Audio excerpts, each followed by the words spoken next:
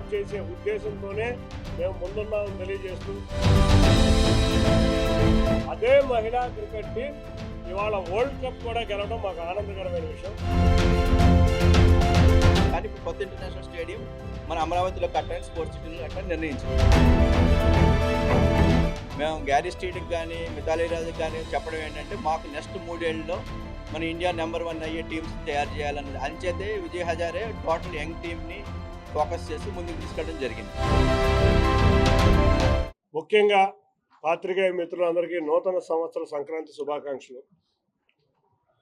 ఇవాళ Andhra cricket association registered office విజయవాడలో నూతన భవనంలో ప్రారంభించడానికి చాలా ఆనందంగా ఉంది. ఇవాళ క్రికెట్ డెవలప్మెంట్లో భాగంగా ఆంధ్ర రాష్ట్రం అంతా కూడా ఒకచోట చంద్రబాబు నాయుడు గారు ఒకటే అంటారు, ఈక్విటబుల్ డెవలప్మెంట్ అని. రాష్ట్రం మొత్తం మీద గేమ్ సిద్ధం చేసే విధంగా మేము ఎపెక్స్ బాడీ ఇవాళ ఆంధ్ర క్రికెట్ అసోసియేషన్ ఆఫీస్ అమరావతిలో భాగమైన ఈ విజయవాడలో Andhra cricket association registered office open చేయడం జరిగింది. ఇది రాష్ట్రం మొత్తానికి మధ్యలో ఉన్న ప్రాంతం. అదేవిధంగా విశాఖపట్నం స్టేడియంలో మేము గేమ్ డెవలప్మెంట్ ఆఫీస్ మొత్తం కూడా 2 ఆఫీసులు ఉండబోతున్నాయి. ఒకటి అమరావతిలో, ఒకటి విశాఖపట్నంలో. విశాఖపట్నంలో game development office, accounts and administration office విజయవాడలో. ఈ 2 ఆఫీసుల నుంచి కార్యక్రమాలు మొత్తం స్టేట్ మొత్తం నిర్వర్తించబడతాయి. విశాఖపట్నం మనం వచ్చిన సమయం కాడి నుంచి ఇప్పటికి స్టేడియం డెవలప్మెంట్లో మేము ఎపెక్స్ బాడీ మేము ఛార్జ్ తీసుకున్న కాడి నుంచి ఆంధ్ర క్రికెట్ అసోసియేషన్ తరఫున అన్ని చోట్ల కూడా గేమ్ డెవలప్మెంట్ కృషి చేస్తున్నాం. ముందుగా విశాఖపట్నం స్టేడియంని రెనోవేట్ చేయడం జరిగింది. విశాఖపట్నం స్టేడియంలో మీరు చూస్తే ఇవాళ చక్కటి డ్రెస్సింగ్ రూములతో, చక్కటి రెస్ట్ రూములతో, చక్కటి బాక్సులతో, అన్నిటికన్నా ముఖ్యంగా రేపు రెనోవేషన్లో పాత్రికేయ బాక్సెస్ కూడా రెనోవేట్ చేస్తున్నాం. ఒక నెల రోజుల దాంట్లో అది కూడా బాగవుతుంది. చివరిగా ఆ బీ గ్రౌండ్లో ఉన్న రెస్ట్ రూమ్స్ తయారు చేయడం కాడి నుంచి బీ గ్రౌండ్ని కూడా ఏ గ్రౌండ్కి సమానంగా తయారు చేయడం జరిగింది. వీటికి తోడు ఇవాళ విశాఖపట్నంలో ఉన్న స్టేడియంలో రేపు చైర్స్ కూడా మార్చి విశాఖపట్నం స్టేడియంకి అన్ని వసతులు కల్పించి, మనం చూస్తే గత సంవత్సర కాలం నుంచి మా సెక్రటరీ గారు సానా సతీష్ గారి సహకారంతో బీసీసీఐ నుంచి రాష్ట్రంలో ఎప్పుడూ రాని విధంగా గత 10 సంవత్సరాలు విశాఖపట్నానికి ఎన్ని మ్యాచ్లు వచ్చినాయో దానికి 2 మ్యాచ్లు ఈ సంవత్సర కాలంలో విశాఖపట్నానికి తీసుకురావడం జరిగింది. వీటికి తోడు women world cup preparation matches కూడా 20 రోజులు విశాఖపట్నంలోనే జరిగినాయి. ఆ సమయంలో గౌరవ మంత్రి లోకేష్ గారు విశాఖపట్నం స్టేడియంకి వచ్చి ఇవాళ ఇండియన్ ఉమెన్ క్రికెటర్స్ని ఎంకరేజ్ చేయడం జరిగింది. వాళ్ళ సాగర బాధలు తెలుసుకోవడం జరిగింది.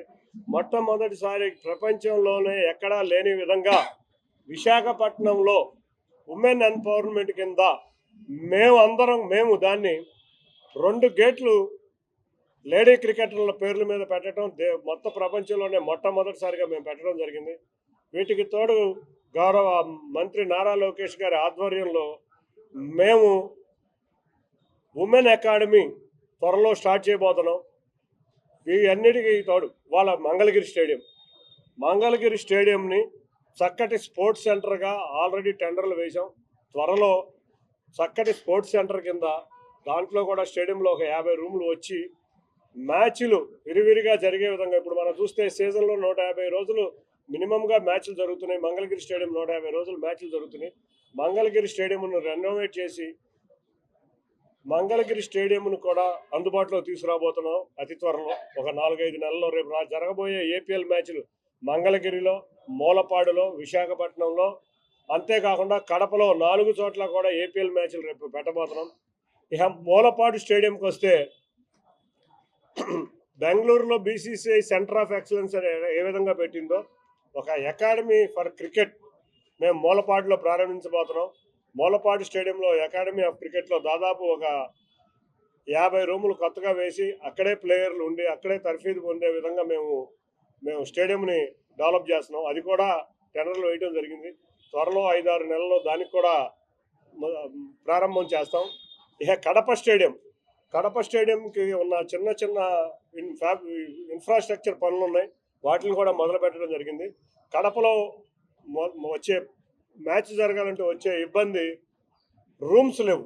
ఆ రూమ్స్కి కూడా ఆంధ్ర క్రికెట్ అసోసియేషన్ ద్వారా ఆల్రెడీ స్టేడియంలో 30 రూమ్లు ఉన్నాయి, మిగతా ఒక 50 నుంచి 70 రూమ్లు వచ్చే విధంగా తయారు చేయబోతున్నాం. అట్లా పలు ప్రాంతాల్లో అన్ని ప్రాంతాల్లో గేమ్ డెవలప్మెంట్ అభివృద్ధి చేయటమే కాకుండా అన్నిటికన్నా ముఖ్యంగా rural cricket, rural talent search అనే ఒక ప్రోగ్రాం పెట్టాం. ఆ రూరల్ టాలెంట్ సర్చ్ అనే ప్రోగ్రాంలో మేమందరం కూడా ఇవాళ రూరల్లో ఉన్న క్రీడాకారుల్ని ప్రతిభను వెలికి తీయాలని చెప్పి దాదాపు 82 రూరల్ నియోజకవర్గాలను ఎన్నుకోవడం జరిగింది. ఈ ఎన్నుకున్న రూరల్ నియోజకవర్గమే మా దగ్గర ఉన్న కోచ్లు కానీ, మా దగ్గర ఉన్న ఓల్డ్ ప్లేయర్లతో కానీ, మా దగ్గర ఉన్న వాళ్ళతో అక్కడికి వెళ్ళి ఆ నియోజకవర్గం మొత్తం 2 రోజులు క్యాంప్ పెట్టి మంచి చక్కటి బ్యాట్స్మెన్ను కానీ, చక్కటి బౌలర్లను కానీ, అన్నిటికన్నా చక్కటి ఫీల్డింగ్ ఉన్న వాళ్ళని ఎంపిక చేసి వాళ్ళందరికీ ఒక కోచింగ్ క్యాంపులు సమ్మర్లో 3 నెలలు కోచింగ్ క్యాంపులు పెట్టి రూరల్లో ఉన్న ప్రతిభను వెలుగు తీయడానికి మేము కృషి చేస్తున్నాం. రూరల్ క్రికెట్ అని మేము అనుకుంటాం. మేమందరం కూడా రూరల్ అండ్ క్లీన్ క్రికెట్ అనే దాని మీద దృష్టి పెట్టాం. కాబట్టి రూరల్లో కూడా ఇటువంటి విధంగానే చేసి రూరల్లో ఉన్న అవకాశాలు లేని వారికి ఎంతోమందికి అవకాశాలు ఇద్దాం అనుకుంటున్నాం. మేము ఏపీఎల్ దిగ్విజయంగా కండక్ట్ చేసాం. ఏపీఎల్ మేము చెప్పిన 10 మ్యాచ్ల్లో ఏపీఎల్ లేదు. ఏపీఎల్లో సుమారు దాదాపు 20 మ్యాచ్లు కండక్ట్ చేసాం విశాఖపట్నం స్టేడియంలో. ఏపీఎల్లో ఎంతోమంది పేద, అంతేకాకుండా చక్కటి క్రీడాకారులు ఇవాళ మనకు అందుబాటులోకి వచ్చారు. ఈ సీజన్ చూస్తే వాటి వివరాలన్నీ కూడా సతీష్ గారు చెప్తారు. బ్రహ్మాండంగా ఆంధ్ర క్రికెట్ అసోసియేషన్ ఈ సీజన్లో బ్రహ్మాండంగా పెర్ఫామ్ చేసింది. ఒక విదేశీ కోచ్ని కూడా తీసుకొచ్చి పెట్టిన ఫస్ట్ ఇదేదన్నా ఉంటుందే అది ఆంధ్ర క్రికెట్ అసోసియేషనే. తప్పకుండా రాబోయే కాలం ఇవాళ ఆంధ్రప్రదేశ్లో క్రికెట్ని డెవలప్ చేసే ఉద్దేశంతోనే మేము ముందున్నామని తెలియజేస్తూ మీ అందరికీ కూడా మరొక్కసారి మాకు ఆంధ్ర క్రికెటే కాకుండా మిగతా క్రీడల్లో కూడా మేము సహాయం చేస్తున్నాం. అన్నిటికన్నా ముఖ్యంగా ఎక్కడన్నా న్యాచురల్ కలామిటీస్ ఉన్నప్పుడు ఆంధ్ర క్రికెట్ అసోసియేషన్ ముందుంటుంది. గత విజయవాడ వరదల సమయంలో చూస్తే ఆంధ్ర క్రికెట్ అసోసియేషన్ తరఫున సీఎం రిలీఫ్ ఫండ్కి ₹1 ఇచ్చాం. వీటికి తోడు అంతర్జాతీయంగా బ్రహ్మాండంగా ఆడే క్రికెటర్లను ఆంధ్ర క్రికెట్ అసోసియేషన్ నితీష్ రెడ్డి గారిని కానీ, లేకపోతే మన ఈ మధ్య మనం చూసాం చాలా శ్రీచరణి కానీ చాలామంది మహిళా క్రికెటర్లను మనం సపోర్ట్ చేయడం జరిగింది. అన్నిటికన్నా ఇవాళ బ్లైండ్ క్రికెట్ కూడా ఆంధ్ర క్రికెట్ అసోసియేషన్ ఆధ్వర్యంలోనే మేము ఫైనాన్షియల్ సపోర్ట్ 15 లక్షలు ఇచ్చాం. వాళ్ళకి టోర్నమెంట్ కూడా బీసీసీఐ తరఫున ఆంధ్ర క్రికెట్ అసోసియేషనే మేము మనం టోర్నమెంట్ ఆర్గనైజ్ చేసిన జరిగింది. మా అన్నిటికన్నా ఆనందకరమైన విషయం అయితే ఏంటంటే ఎక్కడైతే మహిళా క్రీడాకారులు విశాఖపట్నంలో ప్రాక్టీస్ మ్యాచ్ ఆడారో, ఎక్కడైతే నారా లోకేష్ గారు వాళ్ళతో ఇంటరాక్ట్ అయ్యి వాళ్ళ సమస్యలు తెలుసుకుని వాళ్ళని ఉత్తేజపరిచారో అదే మహిళా క్రికెట్ టీం ఇవాళ వరల్డ్ కప్ కూడా గెలవడం మాకు ఆనందకరమైన విషయం. తప్పకుండా 20 రోజులు వాళ్ళు విశాఖపట్నాన్ని వాడుకుంటాం, విశాఖపట్నంలో తర్ఫీదు పొందడం మేము చాలా గొప్ప విషయంగా ఫీల్ అవుతాం. అందరికీ కూడా మరొక్కసారి ధన్యవాదాలు. తప్పకుండా ఆంధ్ర క్రికెట్ అసోసియేషన్ మేము రాబోయే కాలంలో రూరల్ క్రికెట్నే కాకుండా ఇన్ఫ్రాస్ట్రక్చర్ ఫర్ ది క్రికెట్, ప్లేయర్లకి సరిపడా ఇన్ఫ్రాస్ట్రక్చర్, కొత్త కోచ్లను తీసుకురావడం, కొత్త సపోర్ట్ స్టాఫ్ని తీసుకొచ్చే విధంగా ముందుకు వెళ్తామని తెలియజేసుకుంటూ అందరికీ పేరు పేరున ధన్యవాదాలు. Thank you. అందరికీ నమస్కారం. అందరికీ నూతన సంవత్సర శుభాకాంక్షలు. మేము దాదాపు 1.5 సంవత్సరం నుంచి ఈ ఆంధ్ర క్రికెట్ అసోసియేషన్ చిన్ని గారి నేతృత్వంలో స్టార్ట్ చేసినప్పటి నుంచి మా కార్యవర్గం వచ్చినప్పటి నుంచి క్రికెట్లో ఒక నూతన వరవడి తీసుకురావాలనే ఉద్దేశంతో ఈ క్రికెట్ని ఇప్పటి వరకు జరిగిన డెవలప్మెంట్ వేరు. చిన్ని గారి ఆలోచన ప్రకారం క్రికెట్లో కొత్త క్రీడాకారుల్ని మనం ఎలా ప్రోత్సహించాలి అనే ఉద్దేశంతో మేము డిఫరెంట్గా ఆలోచించి ఒక న్యూజిలాండ్ నుంచి ఒక కోచ్ని తీసుకురావడం జరిగింది, గ్యారీ స్టీడ్ అని. ఫస్ట్ టైం ఇండియాలో ఎవరో చేయని విధంగా ఒక ఫారిన్ కోచ్ని తీసుకొచ్చి మనం ట్రైనింగ్ ఇవ్వడం జరుగుతుంది. అలాగే former Indian women captain Mithali రాజ్ని ఉమెన్ మెంటర్గా తీసుకురావడం జరిగింది. ఈ 2 తీసుకురావచ్చినప్పుడు చాలామంది బయట నుంచి కామెంట్ చేశారు, ఎవరో బయట నుంచి తీసుకొచ్చి ఏం చేస్తారని చెప్పేసి. లాస్ట్ ఇయర్ మేము వాళ్ళు తీసుకొచ్చిన తర్వాత ఈ సంవత్సరం మా ఉమెన్లో కానీ మెన్లో కానీ వచ్చిన రిజల్ట్స్ వివిధ ఏజ్ గ్రూపుల్లో వచ్చిన రిజల్ట్స్ దానికి నిదర్శనంగా చెప్పవచ్చు. మనం ఈసారి రంజీ ట్రోఫీలో మనం ఇప్పటి వరకు ఆడిన మ్యాచ్లో అన్నిట్లోనూ ముందండి ఉన్నాం. ఇంకో 2 మ్యాచ్లు ఉన్నాయి. మనం ఇది హైయెస్ట్ సక్సెస్ రేటు. అదే ముస్తాక్ అలీలో మనం నెంబర్ 3 పొజిషన్లో ఉన్నాం. ఇప్పుడు దాకా ఎప్పుడు కూడా మనం నెంబర్ 3 పొజిషన్లోకి వెళ్ళే పొజిషన్ లేదు. అలాగే అండర్ 19 మనం నాకౌట్స్కి వెళ్ళాం. ఉమెన్లో అండర్ 19 ఫైనల్స్కి వెళ్ళాం. అలాగే అన్ని ఏజ్ గ్రూపుల్లో కూడా ఈసారి చాలా పారదర్శకత్వంగా ఇప్పుడు నాకు కానీ మా ప్రెసిడెంట్ చిన్ని గారు కానీ విపరీతమైన పొలిటికల్ బ్యాక్గ్రౌండ్ పొలిటికల్ ప్రెజర్స్ ఉన్నా కూడా మేము ఏం చెప్పేసామంటే క్రికెట్ అన్నది పారదర్శకంగా ఉండాలి. మేము ఈ కార్యవర్గం తీసుకున్న రోజున మా నాయకులు నారా లోకేష్ గారు మాకు దిశానిర్దేశం చేశారు. ఏ విధమైన రాజకీయ తలవద్దులకు క్రీడల్లో తీసుకురావద్దు, ఓన్లీ ప్రతిభనే ముందుకు తీసుకుని ముందుకెళ్ళండి అని చెప్పారు. ఆ ఉద్దేశంతో మేము చాలా ట్రాన్స్పరెంట్గా ఆయన ఇచ్చిన ఆదేశాల మేరకు మేము ముందుకెళ్ళడం జరిగింది. అదే ఇప్పుడు రిజల్ట్స్ కనిపిస్తున్నాయి. ఈ రిజల్ట్లో మీరు చూస్తే మనకి శ్రీచరణ్ కానీ నితీష్ కుమార్ రెడ్డి కానీ ఇప్పుడు ఏపీఎల్లో చాలామంది కొత్త క్రీడాకారులు ముందుకు రావడం జరిగింది. ఏపీఎల్లో చిన్న చిన్న ప్రాంతాల నుంచి వచ్చిన వాళ్ళు కూడా ముందుకు రావడం జరిగింది. అదేవిధంగా ఈసారి ఒక కొత్త తరహా ఆలోచనతో అసలు టాలెంట్ అనేది స్టార్ట్ అయ్యేది అండర్ 14 ఏజ్ గ్రూప్లో. అండర్ 14 ఏజ్ గ్రూప్లో టాలెంట్లో చాలామంది మా పిల్లలు బాగా ఆడుతున్నారు, మా వాళ్ళకి ఛాన్స్ రాలేదు అన్నది వచ్చింది. అంచేత కొత్త తరహాలో టాలెంట్ హంట్ అండర్ 14 ఏజ్ గ్రూప్లో చేయడం జరిగింది.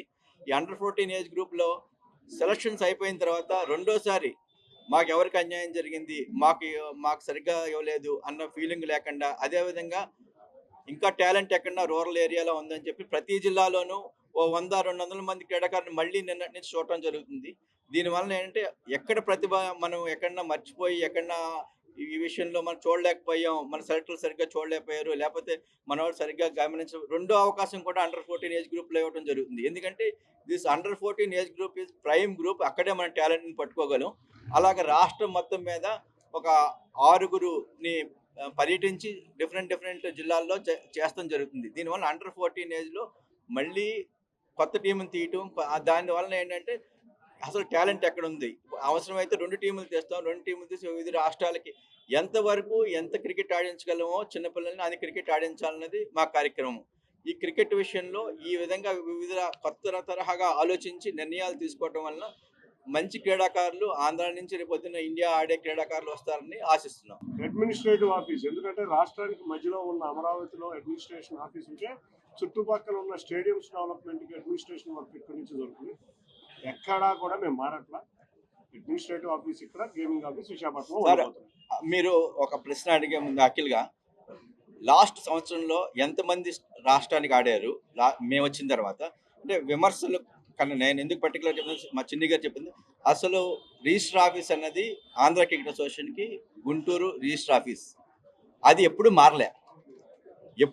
ఇవాళ మారలేదు, లాస్ట్ వాళ్ళు మార్చలేదు. వాళ్ళు అడ్మినిస్ట్రేటివ్ పర్పస్ అక్కడికి మార్చుకున్నారు తప్ప ఎప్పుడు కూడా రిజిస్టర్ ఆఫీస్ అన్నది యాజ్ పర్ సొసైటీ యాక్ట్ ప్రకారం ఎప్పుడు మారదు. సరే సార్ ఏ స్టేట్లో లేకపోవడం లేదు సార్. బీసీసీఐ ఆఫీసు బాంబేలో ఉంటే ట్రెజరర్ ఆఫీస్ ఢిల్లీలో ఉండేది. మీరు అంటే కొన్ని తెలుసు, కొన్ని తెలియదు. ట్రెజరర్ ఆఫీస్ ఢిల్లీలో ఉండేది. ఎవరు ఎక్కడ అడ్మినిస్ట్రేషన్ ఉంటే అక్కడ, కానీ స్టేడియంలో ఉండేవాళ్ళు ఎప్పుడు క్రీడలను ప్రోత్సహించో స్టేడియంలో ఉండాలి. అడ్మినిస్ట్రేషన్ అంతా ఇక్కడ నుంచి జరుగుతుంది.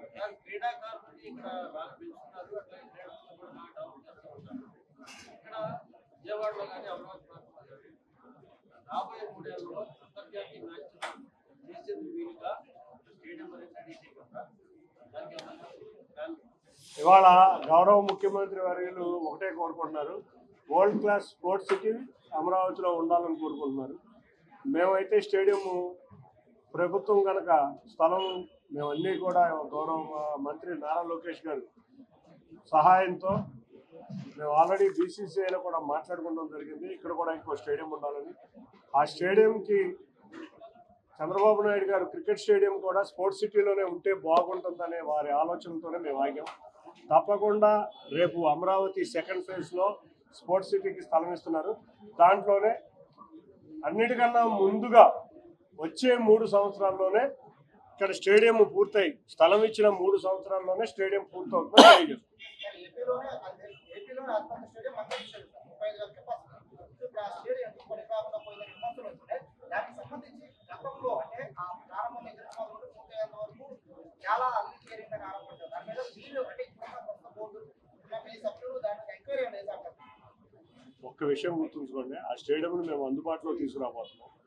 ఇప్పుడు అది 6 రోజులకు ఉన్న బీసీసీఐ స్టాండర్డ్స్కి అది సరిపోతుంది, కానీ వాళ్ళు ఉన్న స్టాండర్డ్స్ అన్నీ మారిపోయినాయి. ప్లస్ రెండోది ఏంటంటే ఉన్న స్టేడియంని ఏ విధంగా బాగు చేసుకోవాలి, మా ఎసెట్ని ఏ విధంగా మళ్ళీ దాన్ని తీసుకురావాలని మేము ఆలోచిస్తాం.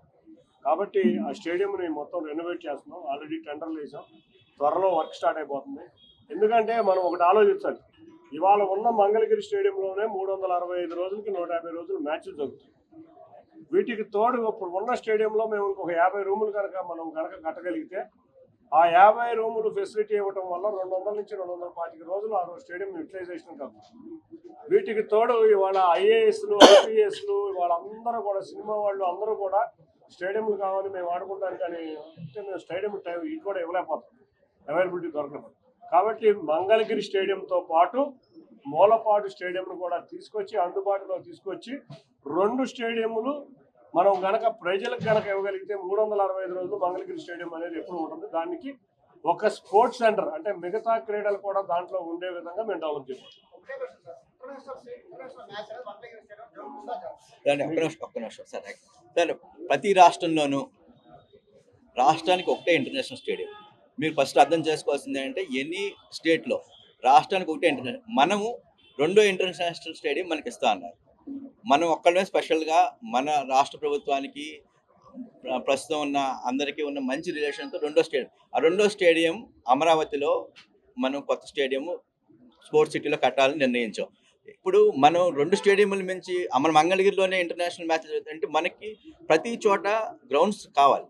మంగళగిరి గ్రౌండ్ని మనం ఒక ఎక్సలెన్సీ సెంటర్ కింద మారుద్దామని చెప్పేసి మేము అందరూ ఆలోచించాం. అక్కడ ఒక 50 రూములు కట్టి అది మన ఇంటర్నేషనల్ స్టేడియంగా మార్చడానికి ఇదివరకు ఉన్న ప్లాన్ ప్రకారం సరిపోదు, కానీ ఇప్పుడు కొత్త ఇంటర్నేషనల్ స్టేడియం మన అమరావతిలో కట్టడానికి స్పోర్ట్స్ సిటీలో కట్టడానికి నిర్ణయించింది. యాక్చువల్గా మనకి వచ్చేది ఎక్స్ట్రా 2 ఇంటర్నేషనల్. ఇప్పుడు ఇన్ని 2 స్టేడియంలు పెట్టుకున్నాం అనుకోండి, రాష్ట్రానికి వచ్చే రొటేషన్లో మ్యాచ్లు చూస్తే సంవత్సరానికి ఒక మ్యాచ్ రావడం కష్టం. 2 స్టేడియంలు పెట్టుకుంటే ఒక మ్యాచ్ వైజాగ్కి ఒక మ్యాచ్ ఇస్తే 4 ఏళ్ళకి ఒక మ్యాచ్ వస్తుంది. మీరు అర్థం చేసుకోవాల్సింది ఏంటంటే కట్టామా స్టేడియం కట్టామా ఇదంతా డిఫరెంట్. మనం ఎన్ని మ్యాచ్లు తెచ్చుకున్నాం, ఒక స్టేడియంతో ఈ సంవత్సరం 9 మ్యాచ్లు తెచ్చుకున్నాం, అది మనకి ఇంపార్టెంట్. మనం చిన్న ఇష్యూని అలా మనం అదే మాట్లాడుకుంటే నా ఉద్దేశం అంటే పాత్రికేయ సోదరులందరికీ కూడా ఎంతమంది క్రికెటర్లను డెవలప్ చేస్తున్నాం అన్న దాని మీద మనం చేస్తే అది మా ఉద్దేశం ఏంటంటే ఈ సంవత్సరం ఎంతమంది ఆంధ్ర నుంచి డొమెస్టిక్లో 100 కొట్టారు, ఎంతమంది వికెట్లు తీశారు. దయించి మీ పాత్రికేయులందరూ వాళ్ళ ఫోటోలు వాళ్ళు చూపిస్తే నెక్స్ట్ క్రీడాకారులకి అది ఉత్తేజంగా ఉంటుంది. అది దాని మీద ఫోకస్ చేస్తే, ఎందుకంటే మా ఆలోచన ఏంటంటే కొత్త క్రీడాకారులను చేయాలి. ఇదంతా ఇన్ఫ్రాస్ట్రక్చర్ ఇవన్నీ మా డ్యూటీ, మేము చేయాలి ఇన్ఫ్రాస్ట్రక్చర్ అని. కానీ క్రీడాకారులను డెవలప్ చేయడానికి మీరు కొత్త క్రీడాకారులకి మీ వంతు సహకారం చేయండి, అది మేము చేస్తాం. మంగళగిరి స్టేడియంని ఒక 50 రూములు ప్లేయర్లకి, రంజీ మ్యాచ్లు వచ్చే ప్లేయర్లకి మనం ఇక్కడ రూమ్స్ ఇవ్వాల్సి వస్తుంది. లోకల్ మ్యాచ్లు రోజు 200 మ్యాచ్లు 200 రోజులు స్టేడియం ఫుల్గా ఉంటుంది. చక్కటి రూములతో పాటు అన్ని స్పోర్ట్స్కి సరిపడా ఆల్రెడీ మనం చూస్తే చక్కటి నెట్స్ ఉన్నాయి. వీటితో పాటు మనం అమరావతికి అతి దగ్గరగా ఉన్న స్టేడియం, విజయవాడకి వెస్టర్న్ బైపాస్ అయితే దగ్గరగా వచ్చే స్టేడియం, గుంటూరు నుంచి కూడా వెస్టర్న్ బైపాస్ అయితే మొదటి దిగితే వచ్చే స్టేడియం, మంగళగిరి నుంచి వచ్చే సీడ్ యాక్సిస్ రోడ్ కూడా ఉంది. దాన్ని బ్రహ్మాండమైన స్పోర్ట్స్ హబ్గా మేము ఆంధ్ర క్రికెట్ మిగతా క్రీడలన్నింటినీ కూడా దాంట్లో పెట్టి ఈ సంవత్సర కాలంలో రేపు రాబోయే అమరావతికి బెస్ట్ స్పోర్ట్స్ సెంటర్ కింద దాన్ని with best sports cricket stadium along with best sports అన్ని స్పోర్ట్స్తో సెంటర్గా డెవలప్ చేయబోతుంది. మ్యాచ్లు 200 రోజులు నిర్వర్తిస్తాం. ఇంటర్నేషనల్ మ్యాచ్లు మంగళగిరికి వచ్చే పరిస్థితి లేదు. ఇవాళ ఉన్న స్టాండర్డ్స్ ప్రకారం మీకు పదే గుర్తు చేసేది ఏంటంటే, ఇవాళ ఉన్న ఇంటర్నేషనల్ స్టేడియం ప్రకారం మంగళగిరికి మ్యాచ్లు రావు. దానికోసమే కొత్త స్టేడియం కడుతున్నాం. లేని పక్షంలో మంగళగిరి స్టేడియంని రెనోవేట్ చేసి దాన్ని అభివృద్ధి చేసి ఈ పాటికే తీసుకురాగలిగే వాళ్ళం. అక్కడ ఉన్న కొన్ని దురదృష్టకర పరిస్థితుల వల్ల తీసుకురాలేకపోతున్నాం. చేస్తున్నాం. ఏపీఎల్ ఆడేది డే అండ్ నైట్ మ్యాచ్లే.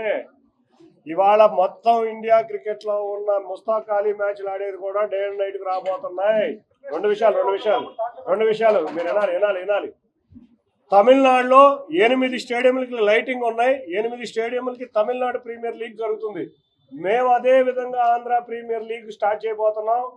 మంగళగిరి జిల్లా ప్రీమియర్ లీగ్ స్టార్ట్ చేయబోతున్నాం. దానికోసమే లైట్లు ఇక్కడ ఒక్క చోటే కాదు, 7 చోట్ల లైట్లు పెట్టబోతున్నాం. మూలపాడులో పెట్టబోతున్నాం, కడపలో పెట్టబోతున్నాం, విజయనగరంలో పెట్టబోతున్నాం. కాబట్టి క్రికెట్ డెవలప్మెంట్లో లైట్లు ఒక భాగం.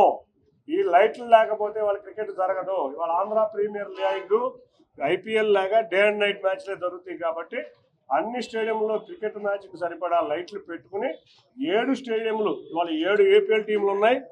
7 ఏపీఎల్ టీంలకి సరిపడా లైట్లు పెట్టబోతున్నాం.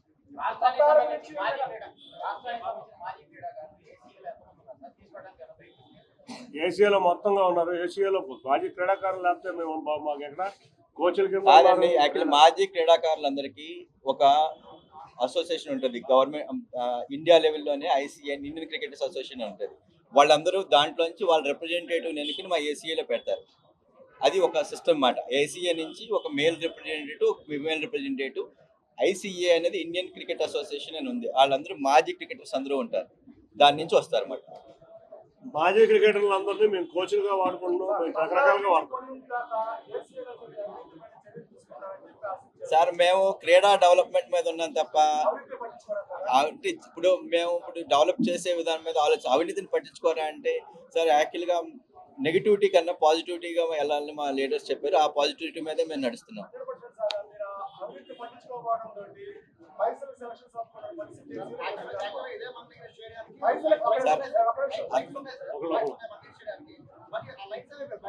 లైట్లు ఎప్పుడు లేవు. పర్మిషన్ కోసం పెట్టారు కానీ కొనలా. అసలు అయినా పర్మిషన్ అప్పుడు లైట్లు లేవు. లైట్లు అనేది లేవు కాబట్టి లైట్లు పెడుతున్నాం. అది కూడా దేశంలో ఏ స్టేడియంలో పెట్టిన అత్యధిక లిస్టులో లైట్లు రాబోతుంది. అది ఇప్పుడు రెండోది, మా ఆంధ్ర క్రికెట్ అసోసియేషన్ ఒక కొత్త క్రీడాకారుని, కొత్త ఇన్ఫ్రాస్ట్రక్చర్ని, కొత్త విధానాలతో ముందుకు వెళ్ళి ఆంధ్రప్రదేశ్లో క్రికెట్ క్రీడను ముందుకు తీసుకెళ్లాలని అనుకుంటున్నాం. తప్పకుండా మీరు ఏమన్నా సలహా సూచనలు ఇస్తే వాటిని పాటిస్తాం. అవినీతి నేను 2 విషయాలు ఇక్కడ ఉండేది, రెండు రకాల విషయాలు. 2014-19 మధ్యలో 2 రకాల అసోసియేషన్స్ ఉన్నాయి ఇక్కడ. ఇవాళ మేము ఆంధ్ర క్రికెట్ అసోసియేషన్ అధికారంలోకి వచ్చినాక అంతకుముందు ఇంకో విషయం చెబుదాం అనుకున్నాం. డిస్ట్రిక్ట్ అసోసియేషన్కి 10 లక్షల రూపాయలు ఇచ్చేవాళ్ళు. మేము ఈ సంవత్సర కాలంలోనే 50 లక్షలు ఇస్తున్నాం డిస్ట్రిక్ట్ అసోసియేషన్. క్రికెట్ డెవలప్ అవ్వాలి ఎప్పుడూ లేదు, ఒకేసారి క్రికెట్ డెవలప్ అవ్వాలని 10 లక్షల నుంచి ఒక్కొక్క డిస్ట్రిక్ట్ అసోసియేషన్కి 50 లక్షలు తీసుకొచ్చింది. అది మా కోరిక ఏంటంటే ఇవాళ పాజిటివ్గా క్రికెట్ని తీసుకెళ్ళాలి. ఇవాళ పాజిటివ్గా రాష్ట్రం ఉంది, ఆ రాష్ట్రంలో పాజిటివ్గా క్రీడలు వెళ్ళాలి. ఈ రాష్ట్రంలో ముందు దృష్టి పాజిటివ్గా ఇన్ఫ్రాస్ట్రక్చర్. మేము ఏదన్నా తప్పులు చేస్తే మీరేదన్నా చెప్తే సరి చేసుకోవడానికి మేము సిద్ధంగా ఉన్నాం. మా హయాంలో మేము ఎట్టి పరిస్థితుల్లోనూ మేము తప్పు చేయం. కానీ పాత విషయాలని పదే తోముకుంటాం కన్నా అభివృద్ధిలోకి ముందుకెళ్తే బాగుంటుందని ఆలోచిస్తాం.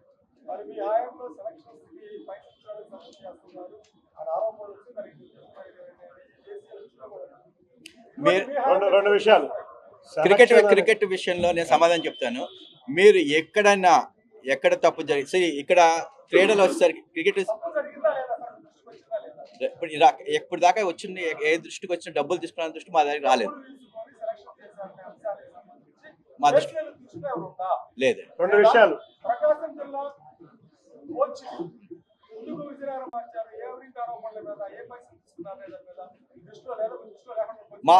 మా దృష్టిలోకి వచ్చిన వెంటనే ప్రకాశం జిల్లా మా నేను స్టేట్ సెలక్షన్స్ గురించి చెప్తున్నాను. ప్రకాశం జిల్లా ఆంధ్ర క్రికెట్ అసోసియేషన్ కాదు ఆంధ్ర క్రికెట్ అసోసియేషన్ జిల్లా రాజకీయాల్లోకి వెళ్ళదు. జిల్లా సెలక్షన్ లోకి వెళ్ళదు. మా దృష్టికి రాగానే వెంటనే ఒక నిమిషం మా దృష్టికి కాదు నేను స్టేట్ వైజ్ విషయంలో చెప్పాను. కాదు రెండు విషయాలు ఒక నిమిషం ఇక్కడ అర్థం చేసుకోవాల్సింది ఏంటంటే రమేష్ గారు ఒక విషయం మీరు అర్థం చేసుకోండి. ఆంధ్ర క్రికెట్ అసోసియేషన్ జిల్లా రాజకీయాల్లోకి జిల్లా సెలక్షన్కి రాదు. జిల్లా అసోసియేషన్లో జిల్లా తీసుకెళ్తున్నాయి. మా దృష్టికి వస్తే తప్పు డెఫినెట్గా సరి చేస్తాం.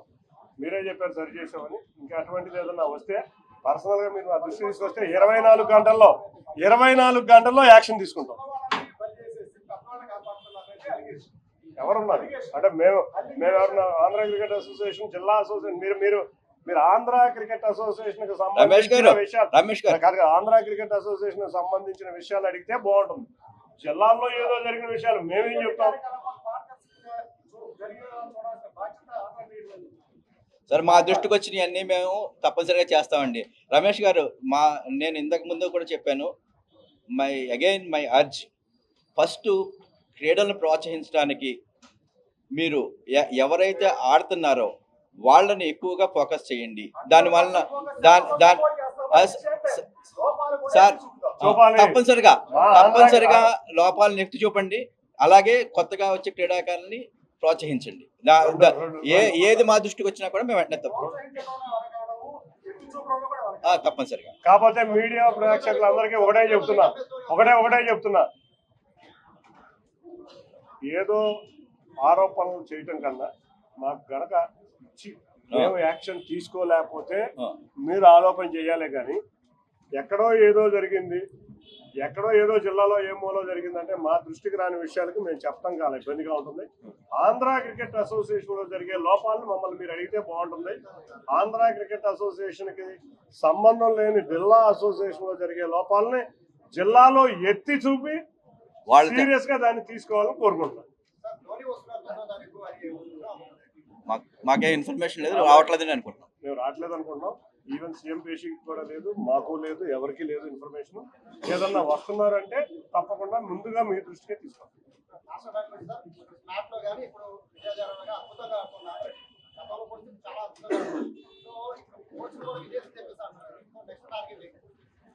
అదే ఇప్పుడు యాక్చువల్గా ఏంటంటే ఫస్ట్ విజయ్ హజారే వచ్చేసరికి ఇప్పుడు ముస్తాక్ అలీ, రంజీ ట్రోఫీ చాలా బాగా ఆడారు మన ఆటగాళ్ళు.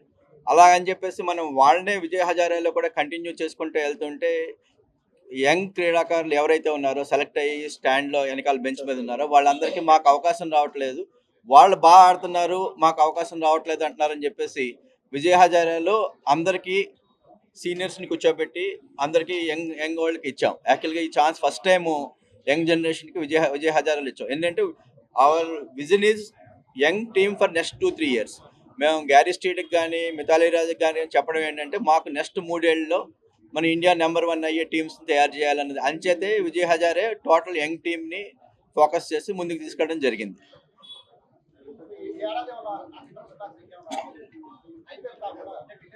రేపు 28వ తారీఖు India versus New Zealand T20 match Visakhapatnam స్టేడియంలో జరగబోతుంది. 28వ తారీఖు షెడ్యూల్స్ ఇప్పుడున్న షెడ్యూల్స్ ప్రకారం షెడ్యూల్స్ రిలీజ్ అయినాక అసలు అన్నిటికన్నా గొప్ప విషయం 9 మ్యాచ్లు వచ్చావు. ఇంకా అంతకన్నా ఎక్కువ విషయం మీరు చూస్తే హైదరాబాద్ స్టేడియంకి ఎన్ని మ్యాచ్లు వచ్చినాయో సంవత్సరంలో మనకి 10 ఏళ్ళలోనే రాలేదండి. లాస్ట్ 10 ఏళ్ళలో రాలేదు. 10 ఏళ్లలో వచ్చిన దాంట్లో డబల్ తెచ్చాం. కాబట్టి రేపు రాబోయే కాలంలో 2 స్టేడియంలు అవుతాయి. కాబట్టి చక్కగా ఇంకా మరిన్ని మ్యాచ్లు వచ్చేటట్టు కృషి చేద్దాం. థ్యాంక్ యూ అండి. చరిత్ర సృష్టించినోడు ఇప్పుడు ఆ చరిత్రని తిరగరాయబోతున్నాడు. అబద్ధాల గోడల్ని బద్దలు కొట్టి నిజాలను రాగా మీ ముందుంచబోతున్నాడు. నిజమైన వార్తల కోసం వెంటనే డౌన్లోడ్ చేసుకోండి రా యాప్ని.